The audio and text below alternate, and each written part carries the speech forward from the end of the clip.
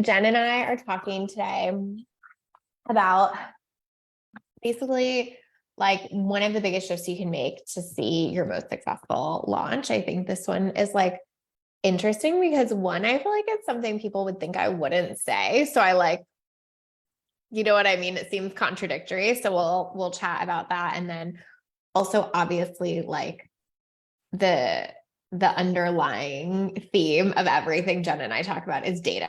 So like no surprise, we'll cut to the chase. Part of it is data, but there's like a little more to that story. But Jen, not to put you on the spot too much here, but like just tell everyone a little bit about you. I mean, it's not, you know, like something that many don't already know, but I feel like probably just still helpful to hear real quick. Hey, Just in case you haven't seen me on one before. Yeah. So I'm Jen Grayeb.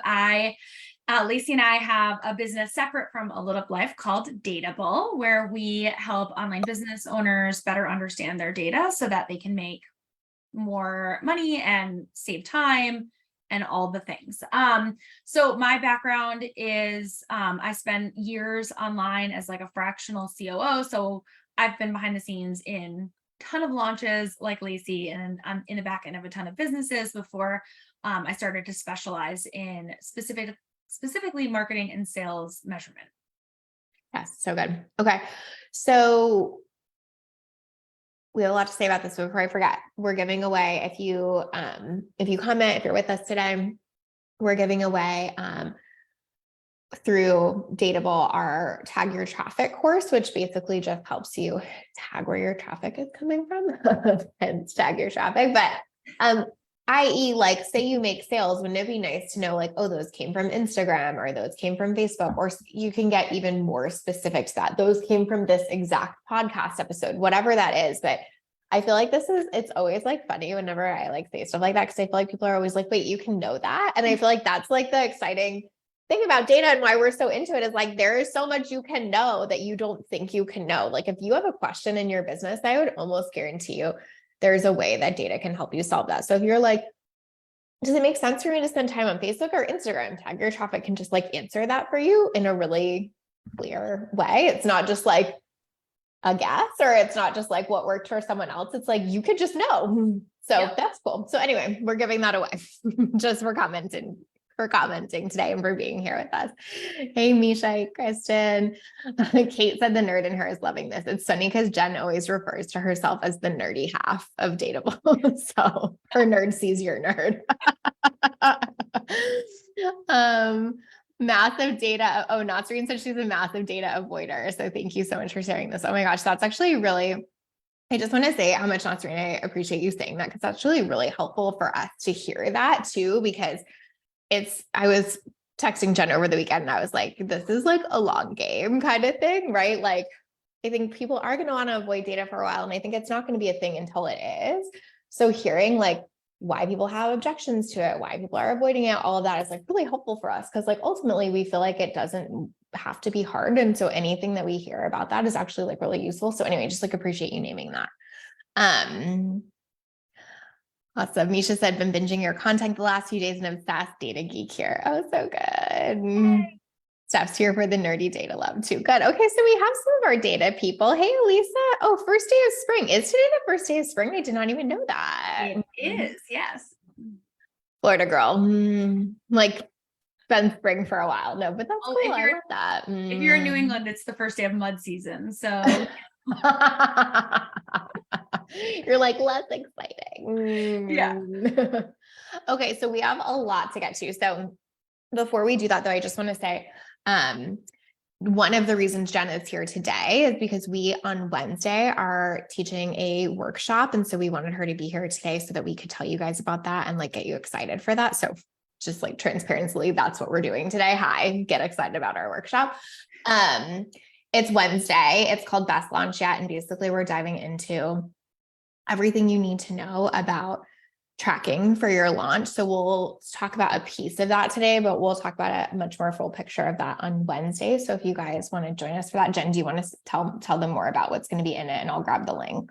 Yeah, well, I think just to like expand on the tracking piece, I think like for those of you that are data avoiders, it is not going to just be like a laundry list of things you need to track. They're really like levers that you can pull in real time that are going to help you actually make a difference in your launch, right? So we've all been there, or we've all been behind the scenes with someone who's mid-launch and things are not going as planned, or maybe they are and you're like, ooh, could I be like juicing more out of this lemon, right? Yes. Like what actions do you need to take? And you could go out there and like see what other people are doing and, you know, copy and paste, but like, would those things work for you? Maybe, maybe not.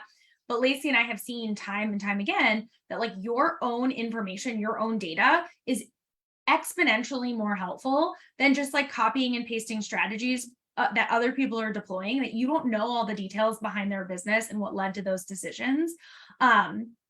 So, you know, it's always like, the answer is always like within, right? Like I guess in all areas, but the same is true for data. So I just wanted to expand on that. Like, don't feel like when we say tracking that it's going to be about some spreadsheet you need to keep. Like it's really going to be a conversation. It's really about like, I am not the person that wants all the data either. Like I think Lacey knows this about me, and Lacey feels the same way. Like we've pared it down to just like a couple things that we think if you watch in real time could have the biggest impact on either the launch that you're currently in, or if you were to do like a postmortem, help you plan for the next launch, so that either way you have your best launch yet, right? So that's like where the name came from.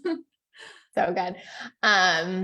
Oh, it's springy there too. Yes. I wish it's more like getting summery here. So I would like to not skip spring, but I guess that's what we're doing in Florida. Jordan's spring cleaning.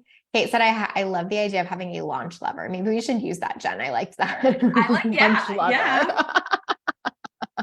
So good. Okay. So anyway, I dropped the link. We'd love to have you there on Wednesday. It's at 3 p.m. We'll send out a replay if you can't be there live. But yeah, I really think it will be super valuable. And especially if you're a data avoider, like I would recommend like just watch, and like, you don't even have to put anything into play if you don't want to, but just to like start familiarizing yourself with it and feeling kind of less overwhelmed by it, I think is actually really good. So launchlever.com is $2,400. So we'll just use that without a .com because hard pass. Oh my God, that's so funny. You're like, oh, let me just check super quick. Okay. Just buy this while we're talking. Okay, cool. So the thing I want to talk about today is learning to be able to shift like actually mid-launch, because I think that's so in the workshop, we'll talk about what to have set up before, what to do during, what to do after. It's like a little bit more full scale. But today I want to talk about the shift that I see and Jen sees in so many people that we think have really amazing launches and see massive success in them, is they're willing to shift mid-launch. And I feel like that's not what a lot of people do, because they don't have data that informs them enough. So they're just like, well, I guess I will see the plan out and then I will try to figure that out later, kind of thing. And what I was saying about this feeling kind of like counterintuitive to what I usually teach is like, I'm always like, stick to your strategy, stick to your strategy. And so I just want to say, this is sticking to your strategy. It's not like we're like, look at your data and then what it will tell you is burn down every single thing you're doing and redo it. Like that's never how it works. But it is about not just getting so rigid where it's like, oh, but I have these 5 emails planned. And it's like, okay, but like if your audience is showing you this, like fuck your 5th email, change it and make it this. We'll talk about different examples of that. But the thing I want to say is like, right, it's not like switching an entire strategy. It's about going deeper on the strategy you have and being able to be like nimble enough to do that mid-launch. So that is what we are going to talk about today. It's more refining than it is changing, right? Like yes, it's like exactly. really dialing it in. But I agree. I don't think it's about like burning down the plan or like fundamentally doing something entirely different. Might you make some changes? Yes, but I don't think that the data, I don't think I've ever seen a case where the data is like, the whole strategy was wrong and now we need to be on these new platforms that we weren't on last week. Like I've never seen that be the case. Same. Elisa says she's been tracking more social media numbers and engagement, and following has gone up quite significantly. Coincidence? I don't think so. Exactly. Works like that. Yes, exactly. Kate, data gets to be part of the strategy. Welcome, Michelle. She came on at 111. That is totally winning. Okay, cool. So, all right. Shifting in the middle of the launch, like what I think happens is that people get too freaked out to shift mid-launch because they don't actually know what's wrong. And so that's why we feel so passionate about being like, here's what you need. You need a quick way to see your data, because if not, of course, you're not going to shift mid-launch, because it's all going to feel like a guess. And that's what feels really intense about it. And you're almost like, well, like I could stick with what I know or what I have planned, which feels safer than guessing at what I should shift. Or other people are the opposite, where they're like, all that ever feels safe is like chasing that next shiny object kind of thing. And like, what we want to kind of do is be like, what if it fell in the middle, which is like data gave you certainty about what you should shift. Like that to me is what's most exciting. And quite honestly, is most exciting as a coach, because you can only coach what someone brings you. Right. So if somebody comes to you and is like, everything about my launch is not working, like, yes, you have to ask the right questions, but at a certain point, like, unless there's something backing that up, you're just kind of guessing as a coach as well. And so having something that actually creates certainty mid-launch is so useful. And that is what data does, is really create the certainty. So maybe Jen, just like share with us like a little bit about when you see that happen mid-launch, like, and when you see like the certainty piece of it, like what difference does that make for people, or have you seen it made? Especially, I think being behind the scenes as the one executing on it too, like, doesn't that make that so much easier for you? 100%. Yeah. Like, and I've been behind the scenes in both types, where people did not use data and it was, chaotic, I guess is the best way to describe it. It didn't feel good. Like it just felt like overwhelming. It felt like, not only as a leader in the company, but like, as a colleague, right? As somebody that was working for the business, it just felt like, it just felt chaotic. It felt like we didn't know what we were doing, like that there was this pressure to make it work, but you didn't know what needed to be changed or updated, versus the businesses that I've been in, that leveraged data. It was a lot cleaner. It was a lot simpler. It was a lot less stressful. It was like, oh, here is what's happening. Here's the tweak that we're going to make. We're going to measure it again tomorrow and we're going to check back in. Right. And it just felt like, okay, I have some, it's like, this is probably going to be a bad analogy, but it's like when you're sick and you can take a medicine, right? And you're like, okay, I don't feel good. I'm going to take this medicine and I know in 3 hours I'm going to feel better. And if I don't, right, like if I think this is allergies and I take my Benadryl and 3 hours later I'm not feeling better, right? Like maybe it's a cold. So probably not like the best analogy, but I feel like it just gives you a little bit more of like, versus if you were like, is it allergies? Is it a cold? Like, what am I going to do? Let me Google it more. And then you're like perpetuating this, like, oh my God, is it COVID? Like, versus just being like, all right, a process of elimination, right? Like I'm going to take a medication. I'm going to get the data, which is like how I feel.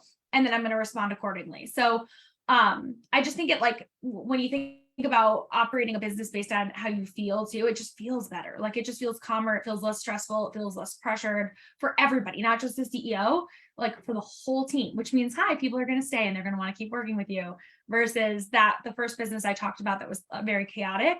Like after that launch, there was a lot of change on that team because people were just burnt out. They're like, this isn't how I want to work. I can go work for an entrepreneur that like has it, frankly, more together and doesn't put this kind of stress on their team.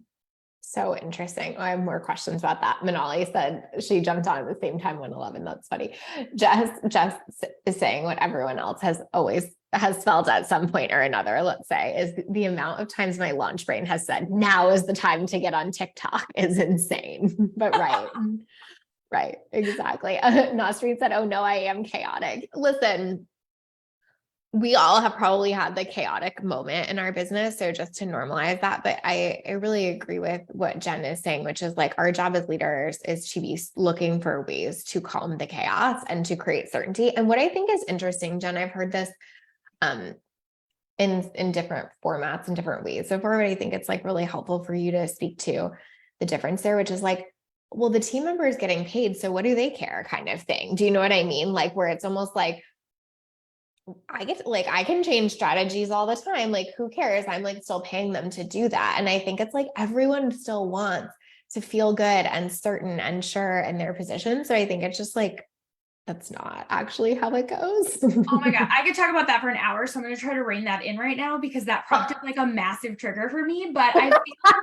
like I just delivered you your trigger on a silver platter. Like, but like, think about it. I'll use a lacyism. Think about it like dating, right? Yeah. Let's say there's like two super hot guys you could date. And one is like makes you just feel like not so great, right? Like, why would you stay with that one when you could go to the other one who's equally as attractive and all the other features that you're looking for in a partner, right? But doesn't make you feel like garbage. And a job is no different. Like, how many online businesses are launching every single day, right? Like, how many people do you know that are coaches or content creators or influencers or, you know, whatever, like the niches? It's like they can find something else, and they can find one where they don't have that level of pressure, right? And people also want to feel like the work that they do is meaningful. I know, like, nothing is more frustrating to me, because for those of you that don't know, I also have a corporate job because I'm a weirdo that like loves corporate.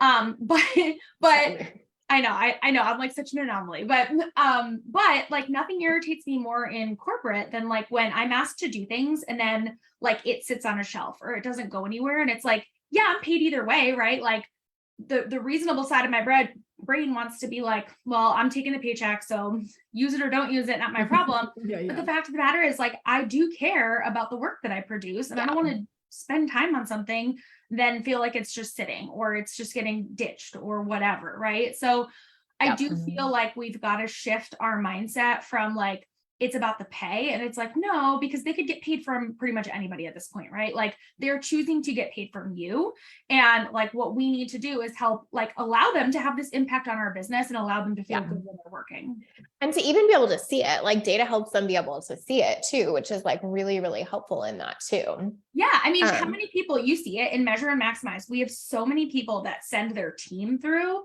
and like I could probably like literally start listing off names of like team members that I feel like I've grown to like really know over the past couple of years, because they have gone into the program and gone like so far all in, and they are excited. Like you would think, like, I don't know, I feel like people sometimes are like, my team wouldn't want to do that. Like, why would they want to do data? And it's like, no, this is empowering. Like this helps them prove their worth too. Like we have one that comes to mind, and she is a marketing manager, and she is in the program. She's been in it for a while, and she's always like so excited because after a launch or after a campaign, she's like, oh, I get to show how it did, and like the changes, or like this was before me, this is after me, right? Like it's really empowering for people. It's exciting. Like they want to celebrate those things too.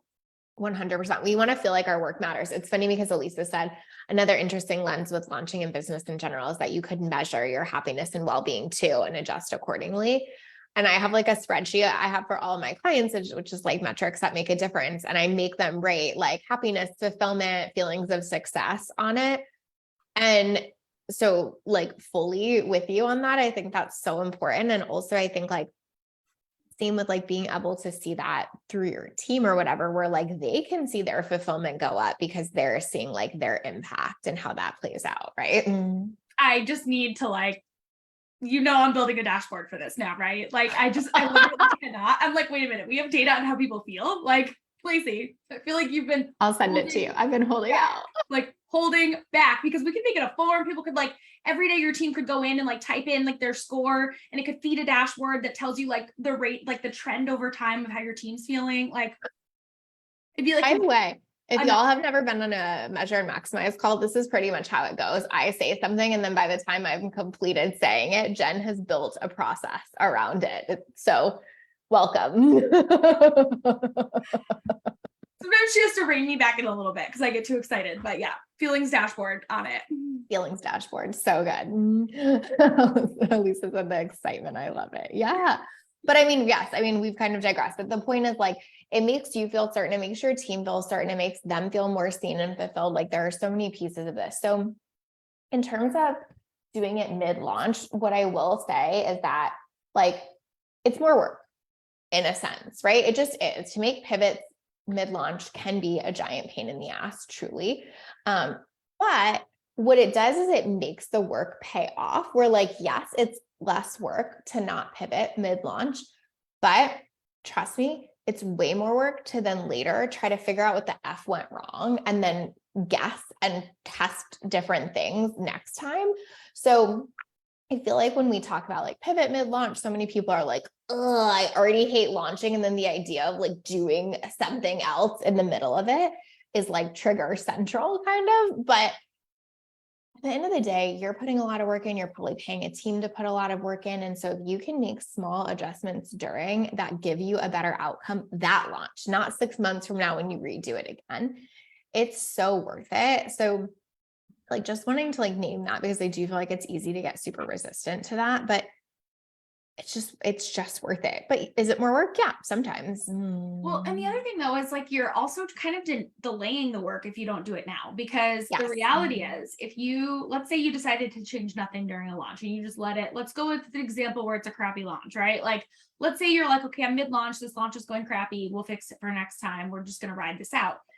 Cool. But like, do you have tracking in place so that you can actually debrief on how that launch went? Because if you're like, oh, well, did email work? I don't know. Did email work? We don't know. You can't go back and look at that information if you never set it up to be collecting in the first place, right? So now you've got to wait, your 6 months or whatever for your next launch, get all the tracking in place just to get the data before you can actually have a good launch, right? So now you've actually ruined 2 launches. So yeah. And then you have to go through it, not have to, but that you pretty much have to go through it, right? You have to, because again, if you don't collect if you're not collecting it to track, you can't, in like 90% of things that we look at, right? It's not retroactive. It needs to be in place before your launch in order for you to actually have that data. If you haven't, I'll pick on Google Analytics, right? Like if you haven't installed that, if you haven't set up what you need to set up to actually track where traffic is coming from, there's no way like you can go back and look at that later. Like you have to have that in place. And it doesn't have to be scary or hard either. That's like the biggest misconception about a lot of the tracking that we talk about. People are like, oh, that sounds hard, or it sounds scary, or it sounds like I need an engineer. Like you don't. It's actually very easy. It's actually surprisingly easy. Totally, which is why it's like always shocking to me that like this conversation isn't happening more. And it's like one of the reasons why I was so excited about Dateable is because I'm just like, how are we not talking about this more? You know what I mean? Yeah. Nasreen said, I feel like I really need to embrace the metrics. Well, that is exciting. I'm glad that this helped. If this helped even that much, that's cool. Like, and Jess said, sometimes it's not even a pivot. It's like a small addition or tweak. I totally agree with that. Like one extra email or changing some subject lines, or like we have some examples we'll talk about, but yes, it's so true. And Manali said, yeah, too. It's usually smaller tweaks than any huge change. Exactly. Jordan said, yes, measure maximize has helped me think before. It says that I set something up so it's empowering before I even do it. I love it. Oh, I love that. Yeah, I think that's the point, right? Of like going into something feeling like I know, like what I always say to my clients is like, best case, you have a great launch. Worst case, we get really good data that helps us have another great launch next time. Yeah. So it's like, if you have that set up, like you're almost creating sureness and certainty that you'll get what you want at some point. And sometimes it is worth it to like go through a tough launch just for the data. But if you like, you don't have to have a tough launch if you're getting the data, because you can pivot in the middle of it. And again, I think maybe I should not use that word like Jess and all I were saying. It's like not even like pivot as in like, it's like usually like that, you know, it's small. I really think of it as like a refinement, Yeah. You know, when I think about, I'm thinking of one launch in particular that I was behind the scenes on, and it was a very successful launch. It was not one that I would say like needed any major changes. And so when we were doing the debrief, it was actually kind of cool because everybody could celebrate. It was great. All the numbers told an awesome story. They were not that far off from their strategy. But what was cool was we did still find some opportunities, right? Like their email sequence, I think they did, I'm going off memory here, so I might be like not exact, but I want to say there was like 7 emails, and email 4 like was the only one that didn't have any sales, and it was fascinating. So it was really cool because we're like, all right, for the next launch, let's like keep the same email sequence, but let's change 4, right? And then we were able to do some, like they had a more advanced setup, so we could do like A/B testing to see like, was it the subject line or was it the content, right? So we could like try different things that, again, they still had an awesome launch, but now we had information that could like empower the next launch too. And yeah, I don't think I've ever seen a scenario where people are like, oh, that just validated everything and I've learned nothing. Like there's always something. There's always some cool little nugget that you find that you're like, oh my gosh, this is something I can totally use for next time or for whatever. Totally. I want to say something about that, but I don't want to miss this. Jess said it's like when you're working out, just changing or improving your form on an exercise, you get better results. Yeah. Perfect analogy. Of course, our wordsmith. I think it's also, Jess said this recently on a live too, where I was talking about something else, but it's like, what I have seen with clients is it's just so empowering to see that too, where it's like, the difference between being like, oh my God, like we suck, no one bought from us or whatever, versus like one of my clients recently, she had like a great launch, but like in general, like her email click-through rates were not like, they weren't even industry standard. So she had a great launch, but that part was like lacking. But it's so cool to just be like, if we did everything the same for our next launch, but got click rates up by 1%, here, like literally we could calculate out how much of a difference that would make for her. And I think that is the like really empowering lens where it's not just like all the mindset junk. It's like factually and fundamentally, we could like extract this piece and be like, if this went up by 1%, this equals, like X $100,000 next launch. Like that's so crazy, Yeah. And especially too, if you have anyone on your team, because I know this model has gotten more popular over the past couple of years, but if you do any kind of like profit or revenue share with team members, like that is so freaking motivating for them to be like, hey, we realize that for every 500 subscribers we get, that increases our launch value by X% or by X amount of money. It's like, that is super motivating to them to be like, okay, I need to go out and help you really build up this list of subscribers because here's the impact it can have financially on the business and on myself. Right. So Yep. just wanted to note that because I know that model has become much more popular the past couple of years than it was previously.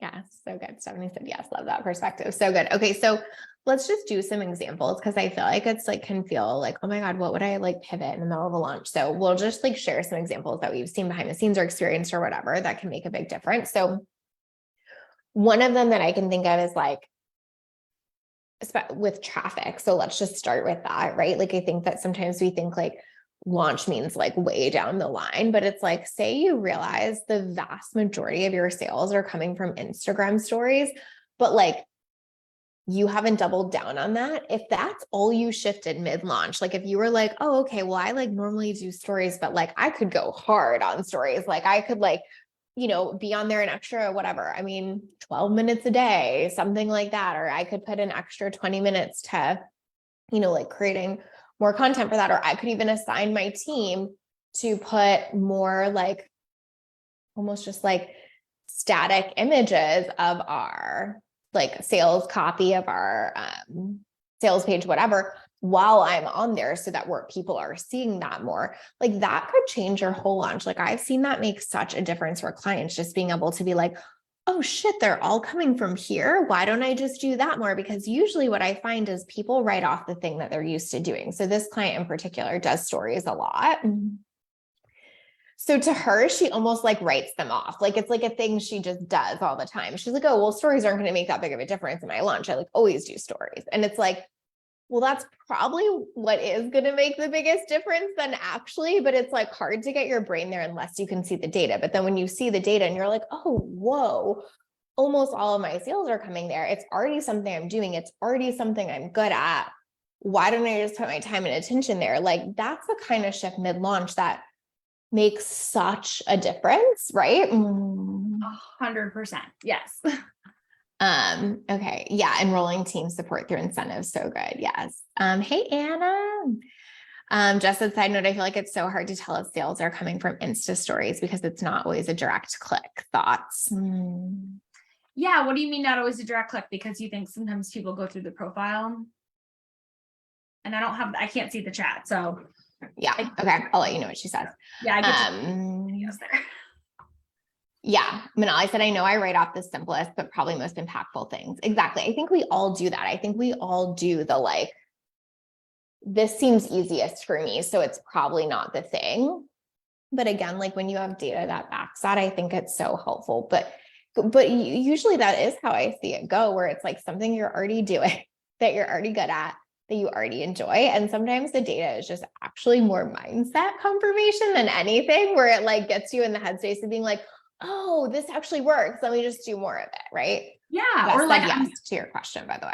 Okay. I'll respond to that in a second. So yeah, like, I feel like, cause I just don't want to lose this thought. I feel like it also, can stop you from creating problems that don't exist, right? Like you might be like, oh my God, I need to email my list 12 more times. And it's like, well, if your email, like the email's not really moving the needle. So like, would that really help? No, like solve the right problem, like do more of what is working already. Like it's a lot easier to do that. That's why they say it's like easier to sell to like an existing customer than like a new customer. like same is true with marketing, right? It gets easier to like do more of what's already working than it is to like try to start something completely from scratch in the middle of something. You know what I mean? Yes. And Totally. then regarding the tracking, yeah, Jess, we can certainly chat offline.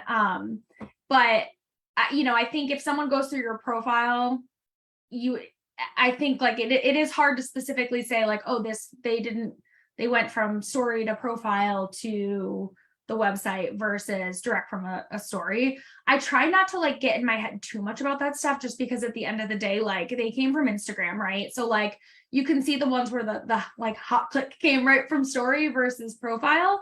But I feel like it's never going to be perfect. So it's still like, okay, we know the platform is Instagram. And if you're seeing of Instagram, 70% of the clicks are coming from stories and 30% is coming from profile, or 100%, like you could start to like test things, but we can definitely chat about that offline too, because I do have some ideas for ways that you could like refine it a little further.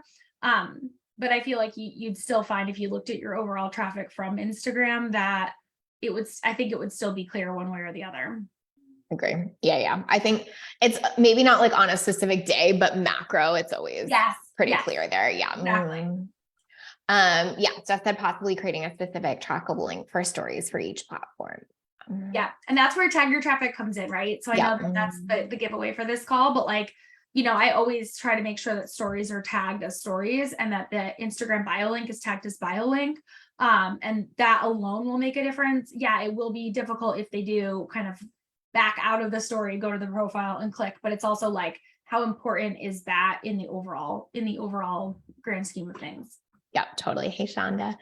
Jess said she can drop the Q and measure maximize too. Cool. Yes, please. I think it's more a matter of having a consistent content plan so you know what's working over time. Yep, 100%. Totally. Like data supports that, but like Jen said, like on any one day, I mean, it's not like you could know, like, yes, did they back out of it or whatever, but it kind of won't matter if it's matching your plan. Yeah. And like always remember, people do weird things on the internet, right? And I don't just mean like pictures of feet, just like general behavior is odd.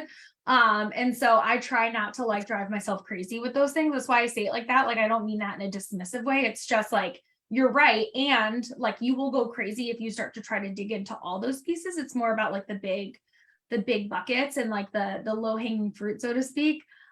Especially when you're starting your measurement journey. So good. Okay. So give us another example, Jen, of something that you see, like if we just change this thing mid-launch or like a client change mid-launch that made a big difference. Yeah. So honestly, one of the changes is like broken tech is wild to me. That is something that like when you're not measuring data in real time, it's so easy to completely miss that. And actually, like, and we didn't talk about this before, so I hope it's okay that we share, but like we had an issue last week where like an email didn't go out. And like Lacey and I get our dashboards email delivered to us every day. And so like we were able to see right away, this doesn't make sense. Like there should definitely be more people signed up for this thing. And then we were like, oh, that's what led, you know, Megan to find that email that didn't send. And yeah. Cause she was like, this makes, all of us were like, these numbers make no sense. And she was like, oh shit. And the email didn't go out. Yeah. But like, if we hadn't now Megan is a superhuman, so she probably would have found it within an hour anyway. But like, if you don't have a Megan, which like most people don't, like that could have been a major issue. And I've seen that happen in so many launches where like people send broken, actually there's a really big, and I won't share who it is because I don't have her permission, but there's like a very big person in the online space that I worked for through a launch, and her team had emailed out the wrong link. And we found it through her dashboard because we were looking at it every day. And we saw that all this traffic was going to this page. And we're like, that doesn't make any sense. Why would they be going there? And her actual like correct sales page the traffic was really low. And we were like, this is makes no sense. And that's how we found that the team sent the wrong link. You also can find things like even little things like a broken checkout link, or like there are so many. So I know it seems kind of trivial, but like the amount of times that people find that like links were set up incorrectly or something didn't happen the way it was supposed to. And again, you might not have noticed that if you didn't have an easy mechanism to check in real time, right? Like you're not going to go through and click on every email every day. And, you know, you might, but like the bigger your business gets, the less manageable that is. And the less you even trust other people to do that to the level that you would. So it is nice to have those checks and balances in place. Because again, I've seen it happen to the biggest businesses. I've seen it happen to like the solopreneurs. It happens to everyone. And it's one of those things too, where it's just like an email not going out for us is so rare. And actually what happened is Active Campaign had like a day, I think 2 weeks ago, no, a week ago, something like that, where it was just like shit the bed basically. And so it's not like we would even traditionally know to check those things because our team really doesn't make those mistakes. Although of course they could, they're humans, but it's like what actually happened was like even beyond that. And so like if we hadn't had the dashboard to be like, the fuck is going on here? There's no way we would have actually found that. Because it's not like we even have a checks and balances for like, what if Active Campaign doesn't send an email? Like that's not right. You know what I mean? It doesn't happen. Yeah. No, that was a bizarre. And again, that's like with a Megan. Like I think of Megan as like with a halo and like glowing. Do you know what I mean? So like, I'm like, oh my gosh, people who don't have a Megan, like, what would you do? Like, what would you do in that situation? You check your dashboard. Yeah. Okay. So another one that I think is interesting is, and this is another thing where like, when you say to people, I feel like they're like, wait, I could know that, which is, scroll depth. So, you can know how far people scroll down on your sales page. So this is something you could really shift mid-launch. Like say you realize that like most of the front of the launch was working, like you were getting good traffic, you were getting interest, you were sending people to the sales page. And then say you realize like they're only scrolling 25% down the sales page and then a bunch of people are jumping off. Like that could absolutely tank your entire launch. / it's also something you could shift mid-launch. I'm not saying it wouldn't feel like a little crunchy to be like, let's write new copy, but you only have to really rewrite the first half or 25% potentially, or even just a line or part of it where they're dropping. And so I feel like that one's a big one that like people shift other things around almost, you know what I mean? They're like, no one's buying. And it's like, have we looked at that? Like, are they just leaving? So that one I feel like is big. We had a client shift some things around that. And it was like very like kind of right where they were dropping. It felt like we were almost like just missing them a little bit and like not seeking to an objection, almost like making the objection worse. And so she was able to like fix that mid-launch. And I really do think that that kind of stuff can make, I want to say a drastic difference, because if the whole first part of your launch is working up to that point, like that's really good. You know what I mean? So that part is super interesting. And I think that again, it's like a knowable thing. So that one is a mid-launch shift for sure. Yeah. And I would even add to that, like, it doesn't even need to be as hard as rewriting part of it. Like I've seen pieces where, we're realizing that like everybody's dropping off at this point. What's happening here? We go to that point in the page and we realize, from the entire like screenshot of this part of the page is all text. There was no graphics, there's no images, there's no headlines, there's nothing like captivating, right? And actually it's really fascinating. This is unrelated, but like related. I was talking to another mom this week about ADHD in kids, and they were saying, or maybe this was a TikTok video, because now everything's blurring between like conversations I've had in TikTok. Like it's messed up. Either way, in either scenario, I feel like I'm laughing because I think that's like the third time you said some version of that to me. You're like, I can't remember if this was a conversation or a TikTok video, but because it's like I talk to people a lot and I watch a lot of TikTok. So like I don't know what's true anymore in terms of sourcing. But this person was saying that like when kids with ADHD, when they try to read like a regular book, they can really struggle through it. But then it was a conversation. And she said that her daughter all of a sudden spent 2 hours reading this book and she can never get her daughter to read. And so she was like, I have to see what's in this book, right? Like, are they offering kids free candy? Like, what is keeping this kid reading? And when she went in, she realized it was because they changed the font and the font size and the font position on every page. And it's apparently a tactic to help keep people engaged.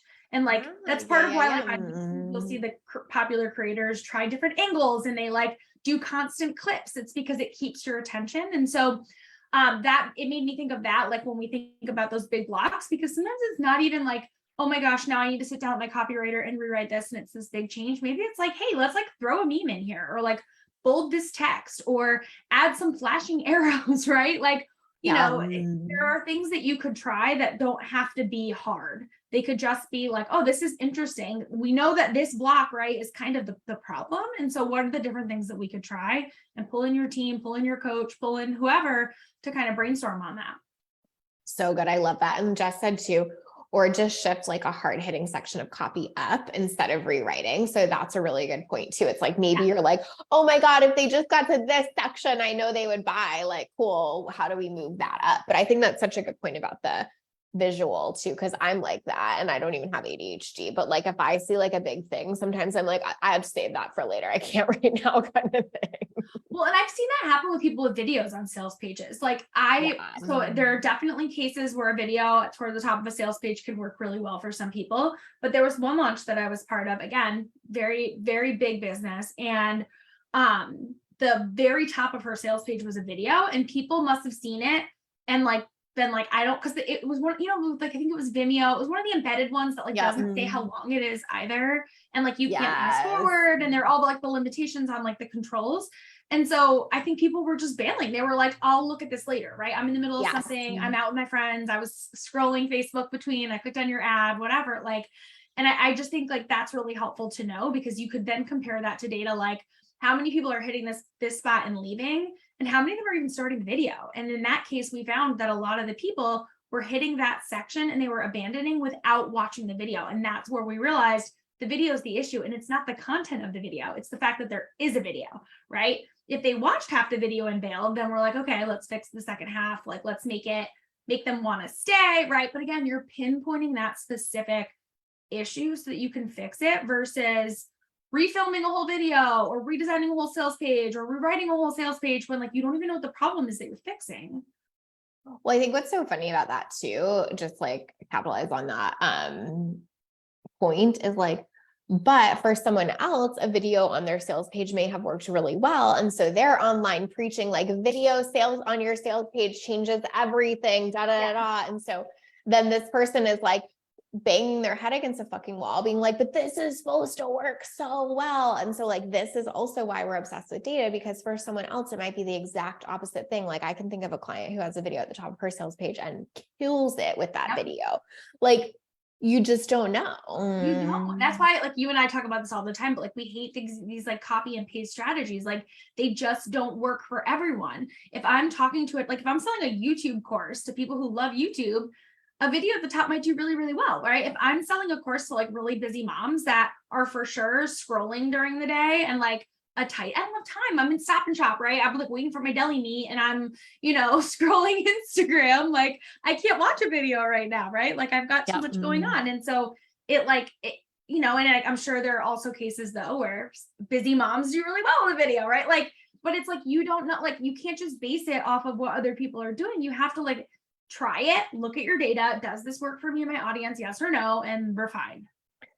Jen, Misha says she's trying to find you on IG and you're so awesome. What's your IG handle? Oh, thanks. Well, we have Get Dateable. That's where Lacey and I both are. And then my personal is just Jennifer Grayeb, Grayeb as in boy. I don't really like post all that exciting stuff anymore on my personal. I do more on the Dateable, but I will welcome you in both places. I love that. Jess said, I always say deciding to decide later on a sales page might as well be a no, at least in a launch. Totally agree on the video front. Yeah, I think that's such a good point, Jen, or Jess, sorry. Oh, cute. Okay. Michelle said I booked my wedding planner because of the video at the top of her page. Yeah. So it's like, you just don't know, but I think it's just such a good example that it's like, this is why you have to learn from your business and not just other people's. Okay. Steph had a question, Jen. Yeah. He said, what had me stuck in my last launch was how many who were clicking and scanning were potential clients. So I had sales page copy people, Facebook ad consultants, and other random people using my launch as an opportunity to support their business. Not to mention, I think my mom clicked on my links way too many times. How do you know if the data is for the right people? Yes. So there's a couple ways that you can do that. One, I would set your mom up with like her own special link so that she, you could also like exclude. That's a really good idea, actually. Yeah. Like exclude your mom via IP addresses. So there are some we teach and measure and maximize, but there are ways that you can like exclude certain people.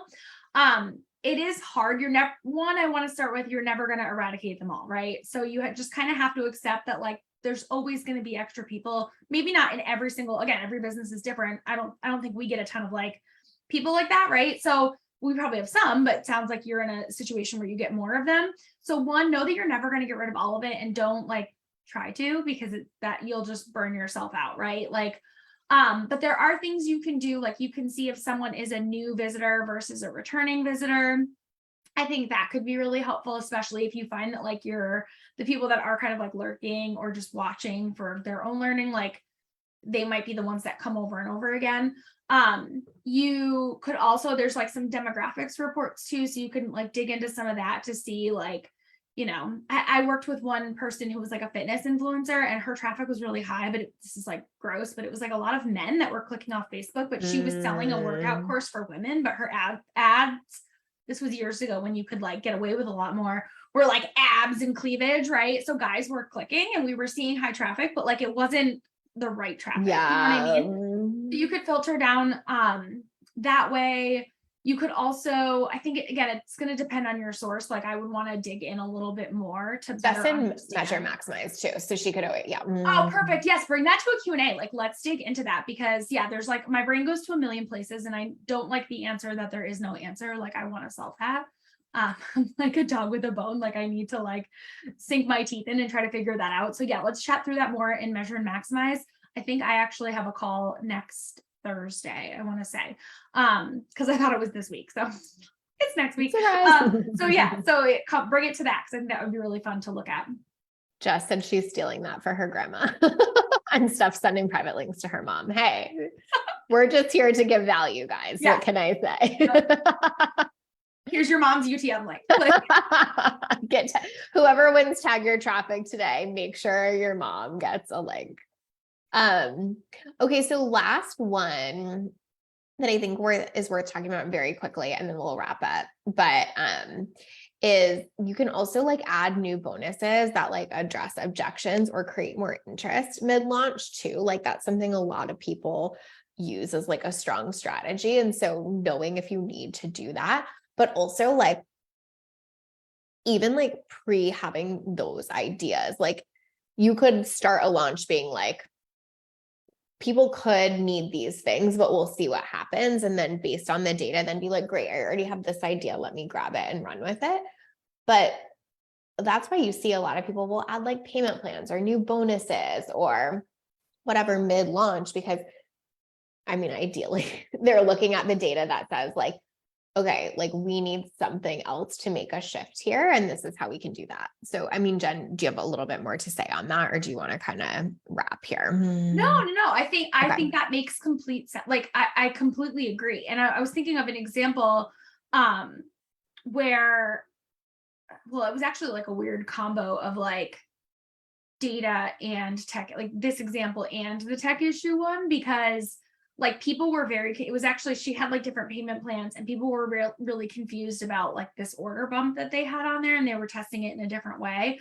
And so mid-launch, we were like, why are these numbers not as well? Like people are always taking this, and it's because it used to be like, this was like a traditional like funnel. So it was like an OTO instead of an order bump, and they had swapped the two, and it was like, and so we were like, what is going on? Like, why? And so then this is the piece, like when you were thinking that when you were talking, that my head was going to, is like, the data doesn't always have to be these like numbers in a spreadsheet or on a dashboard or in right. Like it could be like you having conversations with people, like you seeing emails like, hey, like what's stopping you, right? Like even just like those surveys, I've seen people mid-launch. I love when people do this. They're like, hey, we saw you checked out the page but didn't buy. Like, can you take 1 minute and tell us why? Like, just like things like that could be really, really helpful. And so in this particular launch, like that's what we saw. People were like, that sounded cool, but like I just felt like I didn't have enough information because it was in this little blinking box, versus when it was its own standalone page as like an OTO, a one-time offer, people were like, oh, this is like, I have like time to read this page and digest it, versus the little box, right? So that's like what was coming to mind for me when you were telling that story, because I mean, I've seen a million examples of all of these, but that's one that like has always resonated with me. Yes. And I think what you said is so important. Like objections aren't necessarily going to show up on your dashboard, but your dashboard can point you to seeing your people probably have objections. Like if you're getting a ton of cart abandons, your dashboard is telling you your people might have objections here. Go find them out. And then that is another data set to look at, like, what are the objections, right? Yeah. And we talked about this on one of like the first calls that I joined you on, but like we can't, in the very beginning, when we first redid Datable's like website and sales page, like we found that like we were getting an amazing number of views to the sales page, and we were getting a good percentage of those people were clicking into the checkout, but we weren't getting like the conversions that we would have expected to see. We had a higher cart abandon than we were expecting, although our numbers were still like really good, I think, for like where we were. Yeah. Things off. But then we were like, so we were just brainstorming and we were like, wait a minute, we never really updated the checkout pages. Like when we decided to like do this business together, we rewrote the sales page and we like redid all this stuff, but hadn't really, like, the checkout was just more like, cool, click here to put your credit card information in, versus like reaffirming like what they were getting and why this was such a good investment. And so it's so helpful, like little things like that, just to be able to prompt that thinking of like, oh yeah, we never even updated that. Like we should go do that, right? And see if that makes a difference. Yes. Nova said, appreciate the reminder. Surveys and chats with humans count too, not just tech data capturing systems. 100%. They're like the most valuable. Actually, the tech and the data and the dashboards are there to like point you to what you might want to ask those humans, but like ultimately your people are going to tell you the most. Yeah, those little chat widgets too. Like we actually have one for, I'm blanking on the name of the thing, but it's the video ask. Like Video we ask, have a video ask one up right now. But I've seen that work. Like we get great questions through video ask that we're like, ooh, like we can address this, or like we can, put this in somewhere. Actually, we just updated some of our objections based on, or like our FAQ based on some of the questions that have come through there. And then if you don't want to do a video ask one, like there's like ManyChat or whatever. ManyChat is not the right one, but like there are like little plugins that you can have that like will help with that. And then even like unrelated but related, like testing those things. Like I used to use like Proof, the little like pop-ups at the bottom that are like, Mary just bought 6 minutes ago in Seattle. Like you can track those things to see how many people are actually clicking through that to buy. And so again, like it also unlocks like the next level of tracking, because when you have those things in place, not only can you get that qualitative feedback, but then you can actually get quantitative feedback as well. Totally. So good. Jordan said, I've always felt weird reaching out to people I know viewed a page, but didn't buy. The way you worded was so helpful. 100% so valuable to do that outreach. And I think most people take that well as long as you're not like coming at it like you're trying to get them to buy. You're coming at it like I genuinely want to understand different things. Yeah. And we did that like for years ago. We did a survey to like buyers and non-buyers of a program to say like, hey, you bought, here are some questions we had about why, like what were you experiencing at the time? Like what prompted it, whatever. And then same with non-buyers. And we were very clear, like, yeah, I think they all got something for free if they did the survey, like, right. So there was some incentive to it, but it was very clear, like, you don't have to put your name in. We're not seeing who this is. We just are genuinely collecting feedback to better understand, like, what would have made you buy or whatever. And that is super helpful. Same when like people join your coaching program, or you're like having an intake form to grab that information in real time is so helpful, because you're going to see what did work. Like sometimes we focus so much on what doesn't work, and it's like, why don't we focus? It's like in corporate, they talk about like strengths versus like weaknesses. Yes. And like over the years, everybody used to focus on weaknesses, but now people are more like, forget your weaknesses. You're never like, it's so much work to turn those around. Let's just like double down on your strengths. Same, this is how I feel. Yes, exactly. Like, let's just like, find out what is making people buy, right? And like focus more on that. Yeah, totally. Okay. We have so much more to say in our workshop on Wednesday. It's going to be so good.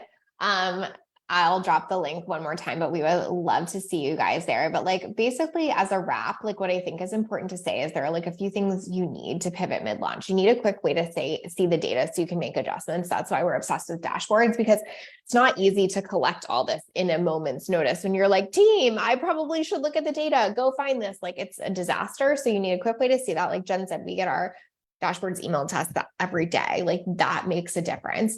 You need an understanding of how to interpret the data. So you need to be able to be like, what might this be telling me? And then what do I need to go do or figure out? And then you need blinders, because like we were saying, like maybe for someone that video is working great. Maybe for you, it's not. Like data should like give you some ability to put blinders on where you're like, but this is what's happening in my business. And this is what I see. So like a quick way to see the data, a way to interpret it, and then like nice big blinders. So we'll dive into so much more than that in terms of like some of the practicals of like what you need and everything on the workshop on Wednesday. So we would love to see you there, but hopefully this is just like a good starting point for that and a reminder that you can make shifts in the middle of a launch that actually make a difference. So thank you for being here, Jen. I appreciate you. For having me. Yes, Elisa, there's going to be a replay. So yeah, if you can't be there live, no thing at all. Amazing. All right. We will see y'all Wednesday, hopefully. And again, thank you for being here, Jen. Bye. Thank you. Bye, guys.